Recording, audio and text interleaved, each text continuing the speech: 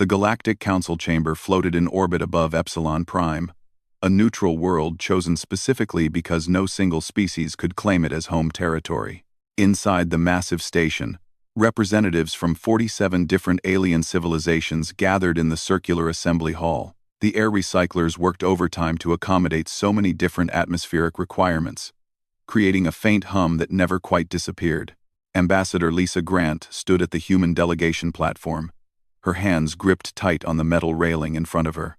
She had been a diplomat for 12 years, but nothing in her training prepared her for this moment.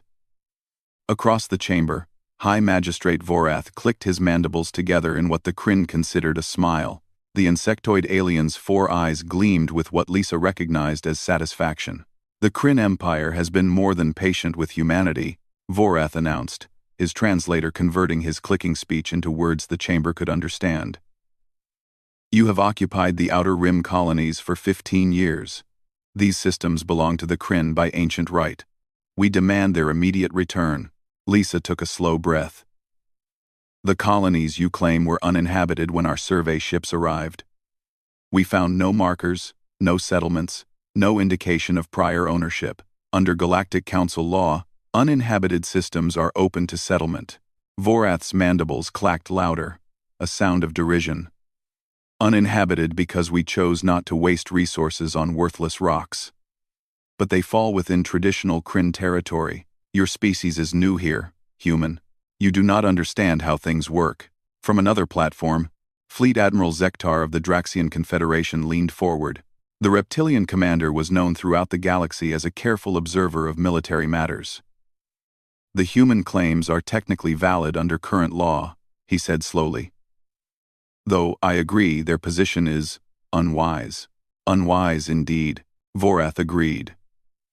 Humanity has been part of this council for barely 15 years. You arrived in slow, primitive vessels. You trade for technology you cannot build yourselves. You have no allies, no military strength worth mentioning, and yet you refuse reasonable demands from an empire that has existed for 3,000 years. Lisa felt her jaw tighten. Everything Vorath said was calculated to humiliate humanity in front of the entire council. We refuse, because the demands are not reasonable. You want us to abandon homes where families live, where children were born, where people have built lives. Then those people will die when our fleet arrives, Vorath said flatly. We give humanity 48 hours to begin evacuation. After that, the Kryn Armada will remove you by force. The council chamber erupted in various forms of communication. Some species shouted, others flashed lights. A few released chemical signals. Council Chairman Severin, an ancient being whose species had helped found the council millennia ago, raised one long arm for silence. This is a serious escalation, Severin said, his voice grave. War has not touched the council in over 200 years. It will not be war, Vorath replied. It will be a police action against squatters. The humans cannot stand against our fleet. They will see reason, or they will see destruction. Lisa looked down at her datapad. Commander Jake Morrison of the Earth defense vessel Valiant was in position near Corvus Colony, the largest of the disputed settlements. She had one communication from Earth Command, marked urgent and encrypted. The message was simple: proceed as planned. She looked up at the assembled aliens. Most watched with what she interpreted as pity. They thought humanity would fold, would run, would prove to be as weak as Vorath claimed. Only Admiral Zektar seemed uncertain, his scaled face unreadable. Ambassador Grant, Severin said gently. Does humanity wish to make a final statement before this council? Lisa straightened her shoulders. Yes. We came to the stars hoping to find friends, to learn, to grow. We have been honest in our dealings. We have followed council law. We have harmed no one. She paused, letting her words carry across the chamber. But we will not abandon our people. We will not surrender our homes, because an empire decides it wants systems it has ignored for centuries. Humanity chooses to defend itself. The silence that followed was absolute. Even the air recyclers seemed to quiet. Vorath's mandibles clacked rapidly, a Kryn expression of amusement. Defend? With what? Your 40-year-old ships? Your purchased shield generators? You have 3 vessels in the disputed zone. We have 47 warships ready to deploy. This is not defense, human. This is suicide. Perhaps, Lisa said quietly. But it is our choice to make. So be it, Vorath declared. 48 hours. Then the Kryn Empire will show the galaxy what happens to upstarts who forget their place. The council session ended in chaos. Representatives clustered in groups, discussing the unprecedented situation. Most seemed to agree that humanity had made a fatal error in judgment. A few expressed sympathy, but none offered support. Lisa made her way back to the human delegation quarters. Her assistant, a young man named Peter Collins, waited with more messages. Commander Morrison is requesting orders, Peter said. The Kryn fleet is gathering near Corvus Colony. Long-range sensors show 47 ships. Just like Vorath said. And the Valiant? Lisa asked. Alone. The other 2 defense vessels are protecting civilian evacuation routes, just in case. Lisa nodded slowly. 1 ship against 47. On paper, it was insane. The Kryn used standard galactic military technology. Plasma cannons, particle beams, energy shields. Their ships were newer, faster, more powerful than anything humanity had built. Every strategic analysis said this would be a massacre, but Earth Command had one advantage. They knew something the Kryn did not. Send Morrison the go-ahead, Lisa said. And Peter, start recording everything. I want full documentation of what happens next. Several light years away, Commander Jake Morrison read the encrypted message on his command screen. He was a career military officer, 42 years old, with gray starting to show at his temples. He had trained for this moment for 5 years, ever since Earth Command realized conflict with the older galactic powers was inevitable. Attention crew, he said over the ship-wide intercom. All hands to battle stations. This is not a drill. We are engaging the Kryn fleet. On the bridge of the Valiant, his officers moved with practiced efficiency. Lieutenant Kevin Barnes at weapons. Lieutenant Amy Rodriguez at tactical. Chief Engineer Patricia Hayes, monitoring from the engine room below. They were good people, trained on Earth, selected specifically for this mission. Sir, Amy said carefully, sensors confirm 47 Kryn warships in formation near Corvus Colony. They are charging weapons. Distance? Jake asked. 400 kilometers in closing. They are moving to intercept us. Jake settled into his command chair. The Valiant was not an impressive ship by galactic standards. It was slower than most military vessels. Its hull was thick and ungainly. And it had an odd spinal structure running the entire length of the ship that most alien observers found puzzling.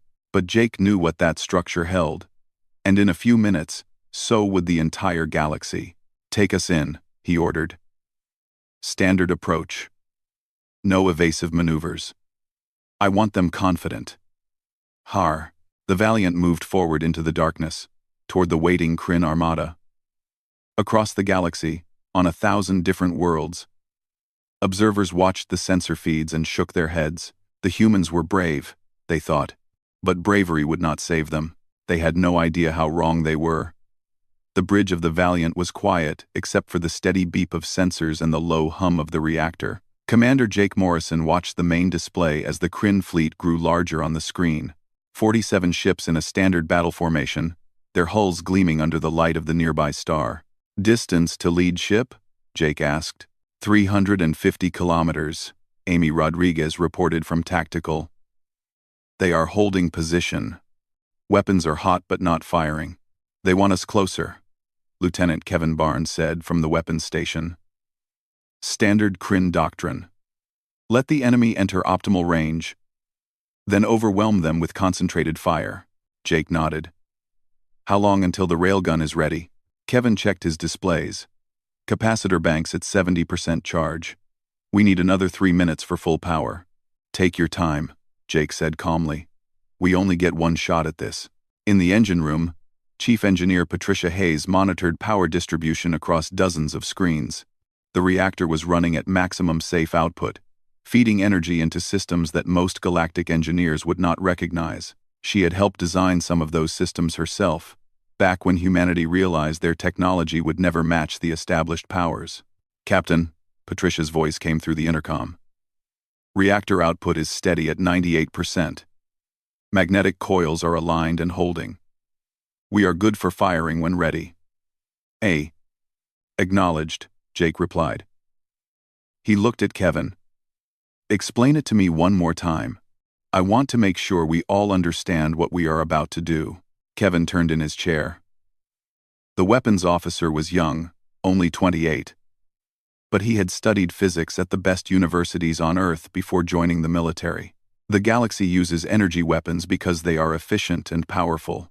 Plasma cannons, particle beams, laser arrays. They all work by projecting energy at a target. And they all have the same weakness. Says End quote. "The same weakness, energy disperses," Amy added. "The farther it travels, the weaker it gets. And shields are designed to absorb or deflect energy." "Exactly," Kevin continued. "But kinetic weapons work differently. A physical object in motion carries momentum. It does not disperse, it does not weaken. And if it is moving fast enough, shields do not matter." Jake had heard this explanation before, but he understood Kevin's need to say it out loud. This was theory becoming reality. "And our railgun?" "Uses magnetic acceleration," Kevin said. "We take a 3-meter tungsten rod, one of the densest metals we can manufacture. We place it in a magnetic field. Then we run enough electricity through the system to accelerate that rod down the entire length of the ship." "How fast?" Jake asked, even though he knew the answer. 3% of light speed," Kevin said quietly. "In 1.2 seconds. That rod will be moving at 9 million meters per second." Amy let out a low whistle. "The kinetic energy at that speed is enormous. Like a small nuclear weapon, but concentrated in a solid projectile." "And the Kryn shields?" Jake asked. "Designed for energy weapons," Kevin confirmed. "They will not even slow it down. The rod will punch through their hull like it is made of paper." The bridge fell silent for a moment. What they were discussing was not just a weapon. It was a complete change in how space combat worked. The galaxy had spent 3,000 years perfecting energy weapons and energy defenses. Humanity was about to prove that sometimes old ideas worked better. "Incoming transmission," Amy announced. "From the Kryn flagship, the Dominator." "Put it on screen," Jake ordered. The display flickered and showed a Kryn command bridge. High Magistrate Vorath stood at the center, his 4 eyes focused on the camera. Behind him, Jake could see other Kryn officers moving between stations.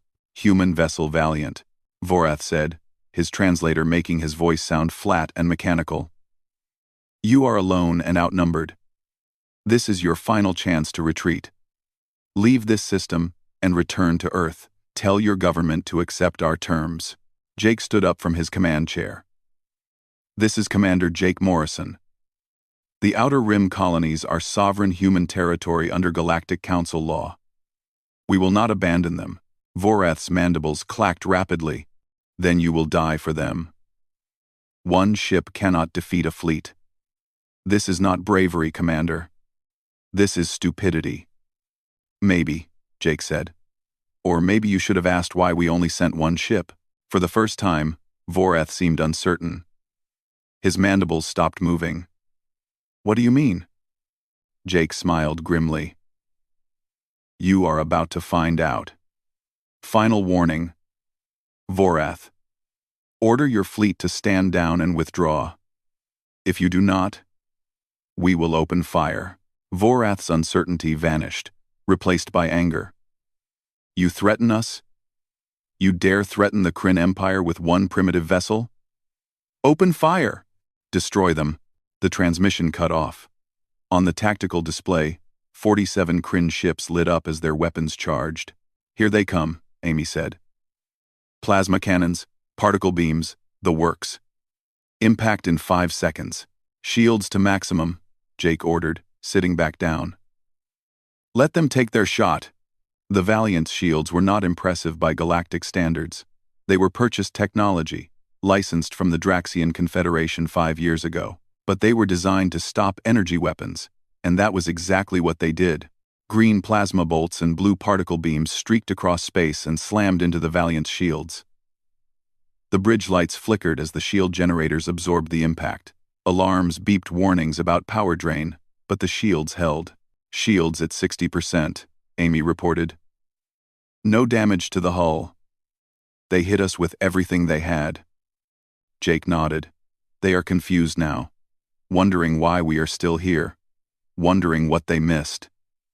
He looked at Kevin. Status? Capacitor banks at 100%, Kevin said, his hands moving across his controls. Magnetic coils are charged. Tungsten projectile is loaded and aligned. We have firing solution on the Dominator. Range is 340 kilometers. Galactic observers are watching, Amy added. I am detecting sensor sweeps from at least 20 different sources. Everyone wants to see what happens next. Jake took a deep breath. Somewhere far away, on Earth, military commanders were watching. In the Galactic Council, Lisa Grant was watching. Across known space, species that had written humanity off as weak newcomers were watching. Kevin, Jake said quietly. On my mark, you are authorized to fire. Yes, sir, Kevin replied. His hand hovered over the firing control. The weapon was ready. The target was locked. All that remained was the decision. Jake thought about the families on Corvus Colony. The children who had never known Earth, who thought of the Outer Rim as home. The farmers, the miners, the scientists who had built lives in the frontier. Vorath wanted them gone. Wanted their homes for an empire that had not cared about those systems for centuries. All crew, brace for firing, Jake announced over the intercom. This is going to be loud. The railgun system drew power from every available source. Lights dimmed across the ship as the magnetic coils built up their charge. In the weapon barrel that ran the length of the Valiant, the 3-meter tungsten rod sat waiting, held in place by magnetic fields. Sir, Amy said urgently, the Kryn fleet is repositioning. They are preparing for another volley. Let them, Jake said. He looked at Kevin one last time. Fire. Kevin pressed the firing control. For a fraction of a second, nothing seemed to happen. Then the magnetic coils engaged with a sound like thunder. The tungsten rod shot forward, accelerating down the barrel at impossible speeds. The Valiant shook from the recoil, throwing everyone against their restraints. Alarms blared as systems reported the massive energy discharge, and in the space between the Valiant and the Kryn fleet, something invisible moved at 3% of light speed, carrying enough kinetic energy to shatter worlds. The tungsten rod moved through space faster than most sensors could track. At 3% of light speed, it crossed the 340 kilometers between the Valiant and the Kryn flagship in less than 1 second. On board the Dominator, High Magistrate Vorath was preparing to give the order for a second weapons volley when his tactical officer suddenly screamed. The insectoid officer pointed at a screen showing an incoming object. But there was no time to react. No time to turn. No time to raise additional shields. The tungsten rod hit the Dominator's forward shields with the force of a nuclear explosion. The shields were designed to disperse energy, to spread heat and radiation across their surface. But kinetic energy did not work that way. The rod did not slow down. It did not disperse. It simply punched through the shield, as if it was not there. The projectile struck the Dominator's armored hull at the bow. The armor was thick, reinforced with the best materials the Kryn Empire could manufacture. It might as well have been wet paper. The rod penetrated the hull in a fraction of a second, vaporizing metal and creating a shockwave that tore through the interior of the ship. The tungsten rod traveled the entire length of the flagship in less than a heartbeat. It passed through the forward weapons bay, through crew quarters, through the command bridge where Vorath stood frozen in horror, through the engine room, and out the stern of the ship. Behind it, the rod left a tunnel of destruction and superheated plasma. For one moment, the Dominator seemed to hold together. Then the laws of physics caught up.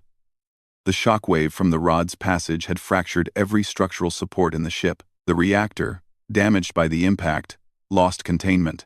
Secondary explosions rippled through the hull. The Dominator broke apart in a ball of fire and debris. Escape pods launched desperately.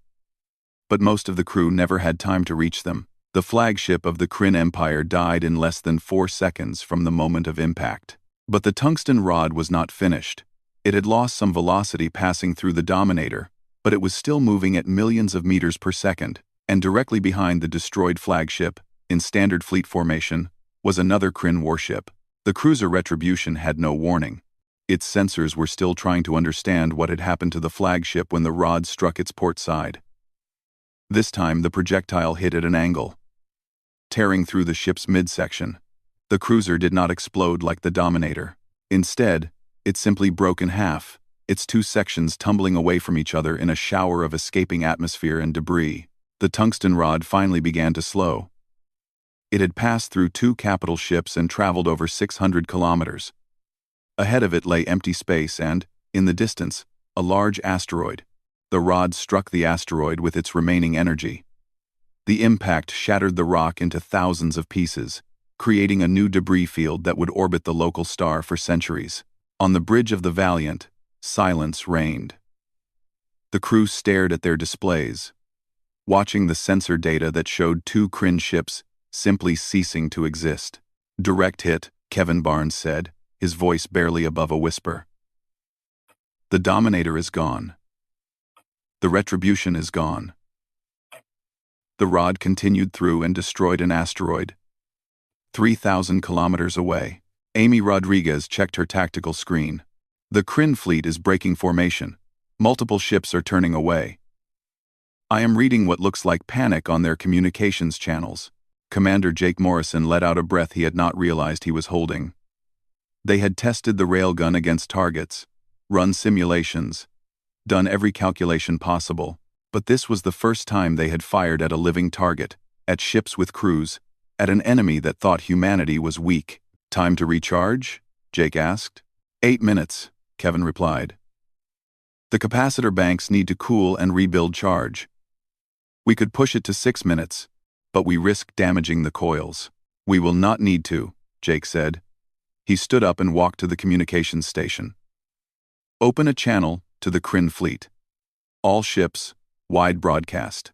"Channel open, sir," the communications officer confirmed. Jake spoke clearly, making sure every word would be recorded and transmitted across known space. "This is Commander Jake Morrison, of the Earth Defense Vessel Valiant, to all Kryn ships. You just witnessed the power of human magnetic acceleration weapons. 2 of your ships are destroyed. We are currently recharging our railgun for a second shot." He paused, letting that sink in. "I want you to understand something. The Valiant is not unique. Earth Command has 200 vessels equipped with this weapon system. Each one can fire every 8 minutes. Each shot will destroy any ship in the galaxy, regardless of shields or armor. Your energy weapons cannot harm us. Your tactics cannot save you." This was a lie. Earth only had 3 railgun-equipped ships, and the other 2 were older models with less power. But the Kryn did not know that. No one knew that except the highest levels of Earth Command and a few trusted officers. "You have one chance," Jake continued. "Order all Kryn forces to withdraw from human territory immediately. Return to your own space and never threaten us again. If you refuse, we will destroy every ship in your fleet, one by one, until none remain. You have 5 minutes to respond." 1. He nodded to the communications officer, who cut the transmission. Amy looked up from tactical. "Sir, we are receiving multiple transmissions from Kryn ships. They are asking for orders. Some are already turning to retreat." "And the command ship?" Jake asked. "The Dominator was the command ship," Amy reminded him. "High Magistrate Vorath was on board. He is dead now. The next ship in the chain of command is the battlecruiser Vengeance. Its commander is trying to establish control, but the fleet is in chaos. On screens across the galaxy, billions of beings watched the footage of the Dominator's destruction.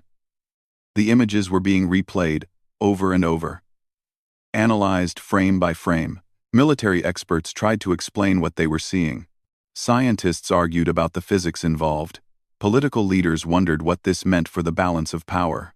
In his private chambers on the Draxian flagship, Fleet Admiral Zektar watched the footage for the 5th time. He was one of the most experienced military commanders in known space, with over 100 years of service. He had studied every major conflict in galactic history, and he had never seen anything like this. Kinetic weapons, he said to himself. They use kinetic weapons. How did we miss this? His tactical officer, a younger Draxian named Krell, stood nearby. Sir, the human vessel has an unusual design. That spinal structure running the length of the ship. We thought it was primitive construction. It is the weapon, Zektar said, understanding now. The entire ship is built around that barrel. The reactor, the engines, everything feeds power to the magnetic acceleration system.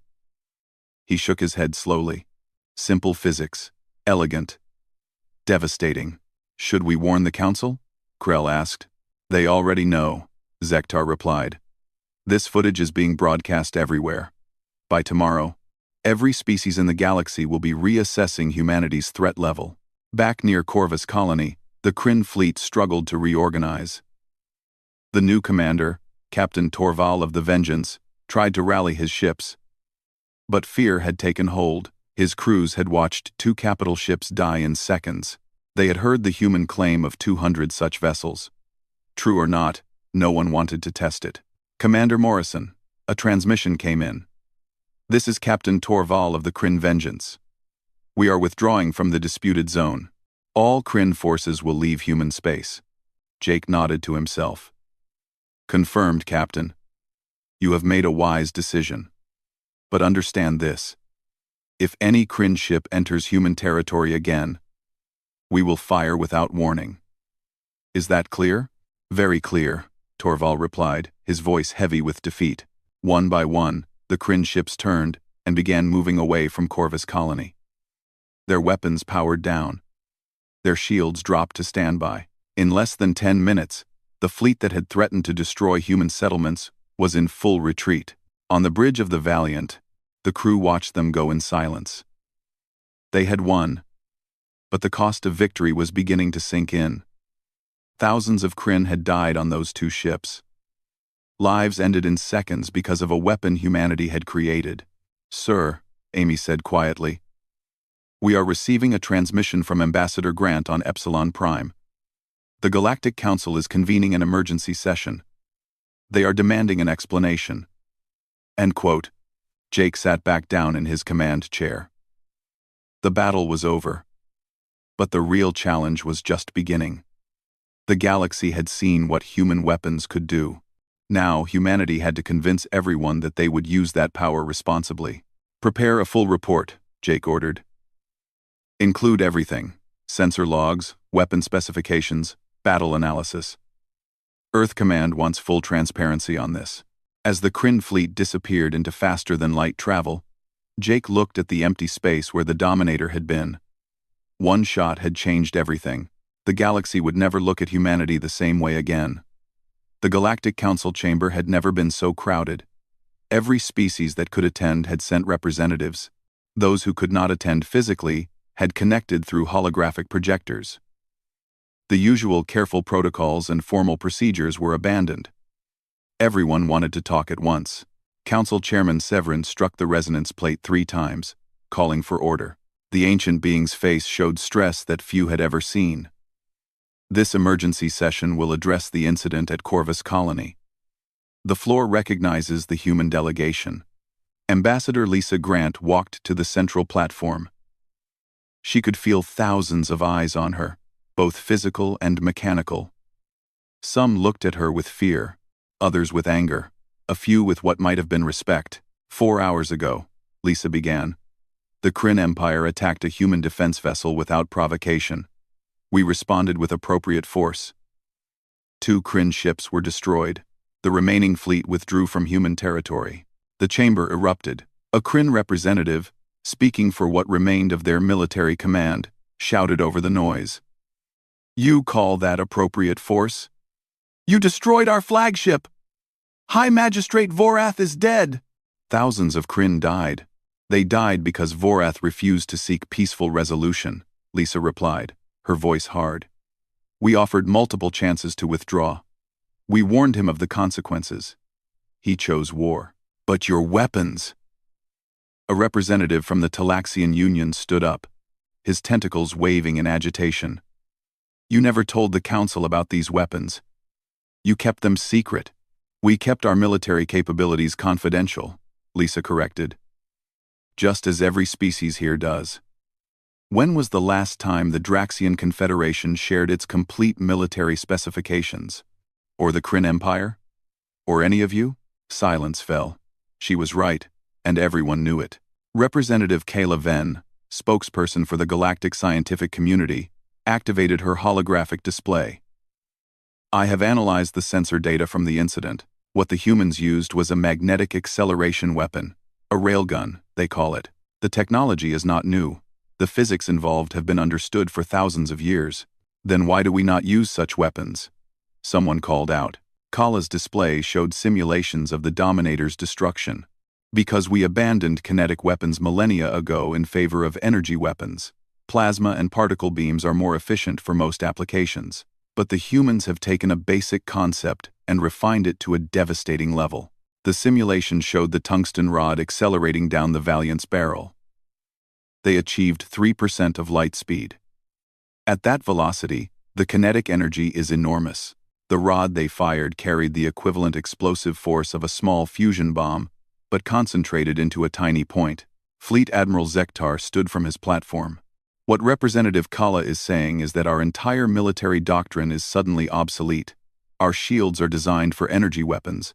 Our armor is designed for energy weapons. Our tactics assume energy weapons. Against kinetic weapons at relativistic speeds, none of that matters. Exactly, Kala confirmed. A solid projectile moving that fast will penetrate any shield or armor currently in use. The shockwave alone will destroy a ship from the inside. There is no defense against this weapon with our current technology. The implications spread through the chamber like ice water. Every military commander present understood what this meant. Every politician grasped the shift in power. Humanity, the species everyone had dismissed as weak newcomers, now possessed a weapon that could kill any ship in the galaxy with a single shot. A representative from the Vorton Collective spoke up. Then we must obtain this technology. For defense purposes, of course. Ambassador Grant, will humanity share the specifications for these weapons? No, Lisa said flatly. That is unacceptable. The Vortan slammed multiple appendages on his platform. You cannot monopolize such power. We can and we will, Lisa replied. This weapon is our guarantee of security. We will not give that up. Chairman Severin leaned forward. Ambassador, the Council would like to understand why humanity developed such weapons in the first place. Surely you could have purchased standard plasma weapons like other new species. Lisa took a breath. This was the question she had been waiting for. We tried. When we first joined the Council 15 years ago, we approached multiple species about buying military technology. Do you know what we were told? She looked around the chamber. The Draxian Confederation said our credit was insufficient. The Talaxian Union said we had nothing worth trading. The Kryn Empire refused to even meet with our delegation. We were new, we were poor, and we had no leverage. So we went home and asked ourselves a question. How could we defend ourselves with the resources we had? We could not afford exotic materials. We could not buy advanced technology. We had to work with what Earth could provide. She activated her own display, showing images of human engineers and scientists. These people designed the railgun system. They used basic physics. Metal we could mine ourselves. And magnetic fields. The concept is thousands of years old, like Representative Kala said, but we made it work. We made it deadly. Because we had no other choice. General Henry Blake appeared on a holographic screen, connecting from Earth Command. The grizzled officer had been part of the railgun development program from the beginning. Members of the Council, Humanity does not want war. We never did. But we will not be victims. These weapons ensure our survival. That is all. A long silence followed. Finally, Admiral Zektar spoke. I believe them.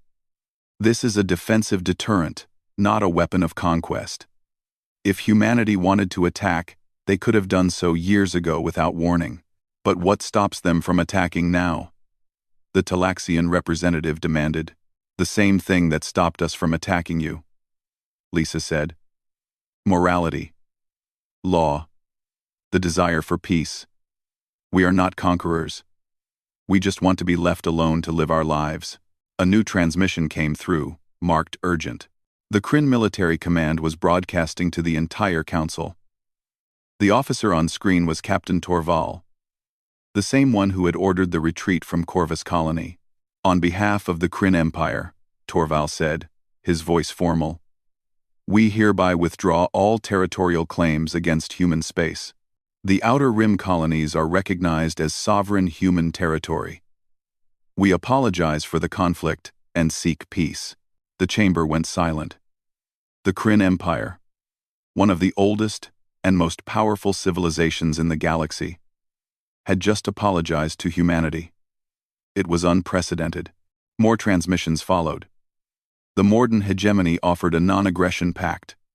The Velen Commonwealth proposed trade agreements. 3 smaller species asked about mutual defense treaties.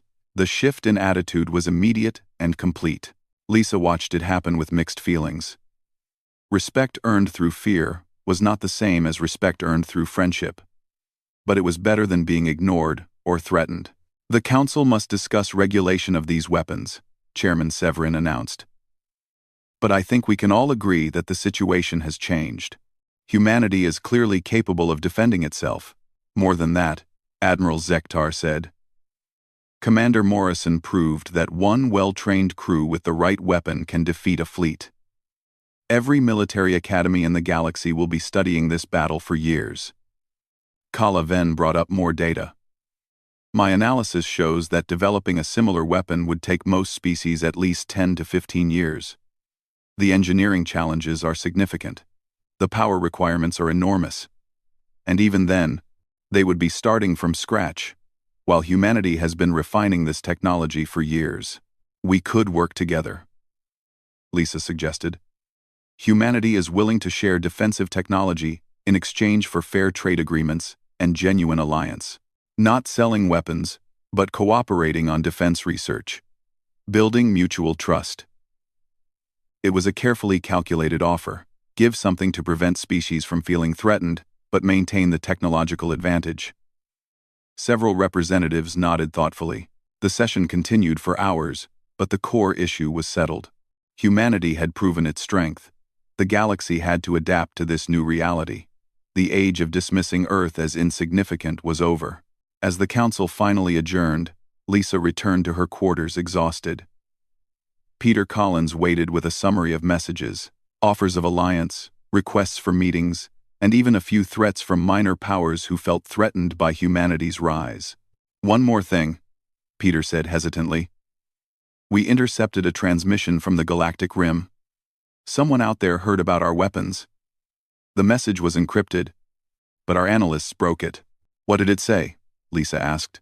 It said the humans have become a threat, that something needs to be done about them before they get too powerful. Lisa felt a chill. The railgun had solved one problem but created another. There would always be someone who saw strength as a challenge, rather than a deterrent. Forward it to Earth Command, she said. And tell them we might need more than 3 railgun ships. Already done, Peter confirmed. Lisa looked out the viewport at the stars. Somewhere out there, humanity had new enemies, but they also had new opportunities, new allies, and new respect. The galaxy had changed in the span of one day, and humanity had changed with it. 3 months had passed since the battle at Corvus Colony. The galaxy looked very different now, at least from humanity's perspective. Captain Jake Morrison stood on the observation deck of the newly commissioned Earth defense vessel Guardian, watching ships move through the orbital traffic lanes above Corvus Colony. Trade vessels from a dozen different species came and went freely. No one harassed them. No one demanded bribes or threatened inspections. The presence of 3 human railgun ships in the system guaranteed safe passage. Strange, is it not? A voice said behind him. Jake turned to see Captain Nicole Wright, commander of the Guardian. She was younger than Jake, only 35, but she had proven herself capable during the ship's shakedown trials. What is strange? Jake asked. How quiet it is. Nicole replied, joining him at the viewport. No pirates. No aggressive patrols. No territorial disputes. All it took was one shot to change everything. Jake nodded slowly. 1 shot and 2,000 dead Kryn. I have not forgotten that. None of us have. Nicole agreed. But it could have been worse. The Kryn could have pressed the attack. We could have had to destroy the entire fleet. Sometimes a demonstration of power prevents larger bloodshed. Jake wanted to believe that. He had to believe that. Or the weight of what he had done would crush him. Have you received the new patrol assignments? Yes. The Guardian will be patrolling the Outer Rim sectors. Earth Command wants us visible, wants other species to see that we are protecting the trade lanes. Nicole smiled slightly. We are becoming peacekeepers. I never thought I would see the day. Across the system, Merchant Captain Russell Price was having similar thoughts as his cargo hauler, the Prairie Wind, prepared for departure. Russell had been running freight in the Outer Rim for 8 years. He knew every smuggler route, every customs dodge, every way to avoid the corrupt patrols that used to plague these lanes. Captain, his first officer Sarah Kim called from the bridge, we are cleared for departure. No inspection required. They just waved us through. Russell shook his head in amazement. A year ago, we would have spent 6 hours arguing with some Kryn patrol about our cargo manifest. Now, they do not even ask questions. Because they are afraid, Sarah said simply. Everyone is afraid of human railguns now. I will take it, Russell said. Fear is better than extortion.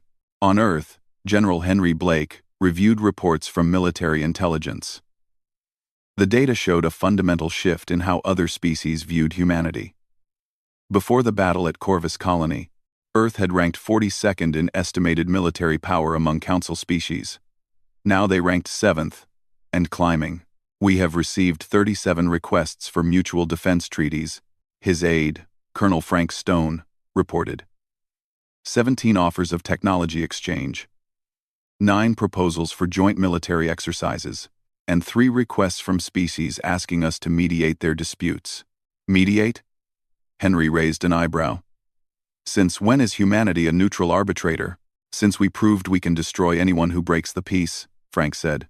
They trust our weapons more than they trust the Council's diplomatic protocols. Henry studied a map of known space. Red markers showed areas where conflicts had decreased since the battle. Trade routes that had been dangerous were now stable. Species that had been aggressive were now cautious. All because one human ship had fired 1 shot.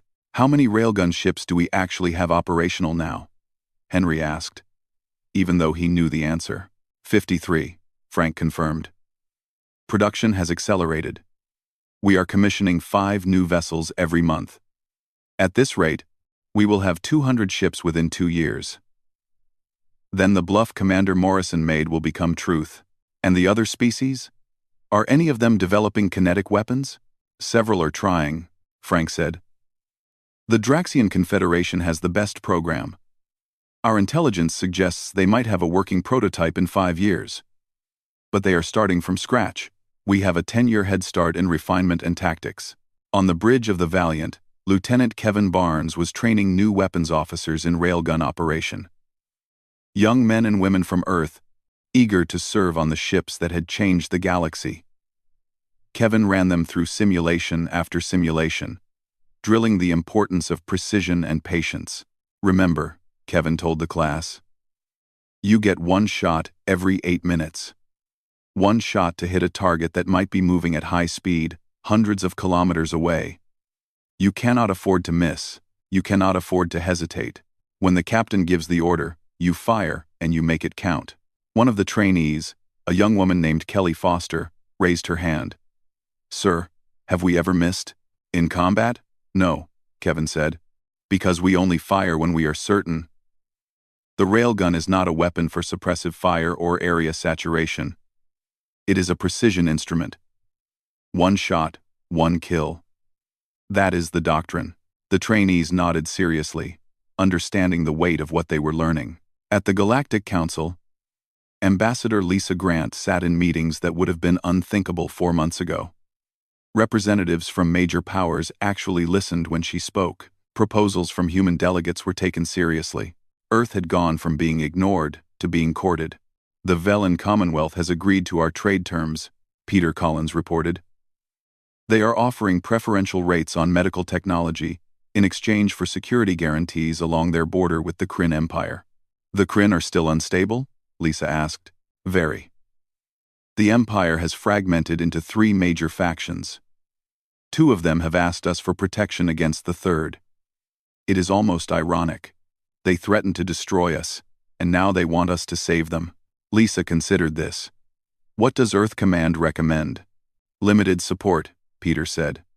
Humanitarian aid, but no direct military intervention unless absolutely necessary. We do not want to look like conquerors.